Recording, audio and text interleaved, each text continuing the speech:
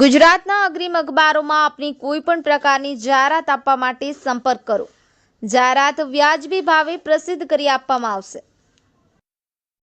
રાષ્ટ્રીય ધોરીમાર્ગ નંબર 48 પર આવેલા પોળ નજીક આજે વહેલી સવારે ઢાઢર નદીના બ્રિજ પર બે ટ્રક વચ્ચે અકસ્માત સર્જાતા અફડાતફડી મચી જવા પામી હતી.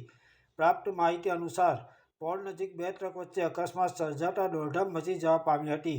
એક ટ્રકમાં આશરે 30 ટન વજનના ભારેખમ લોખંડના રોલ ભરેલા હોય, જે રોલ ટ્રકના કેબિન પર ફરી વળતા ડ્રાઈવર ફસાઈ જવા પામ્યો હતો.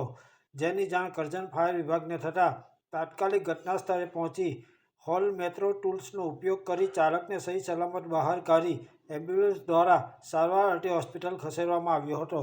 સર્જાયેલા અકસ્માતમાં સદનસીબે કોઈ જાનહાનિ ન થતાં લોકોએ હાશકારો અનુભવ્યો હતો. ડ્રાઈવર, ક્લીનર તેમજ અન્ય એક વ્યક્તિને નાની મોટી ઈજા થઈ હોવાનું જાણવા મળ્યું હતું.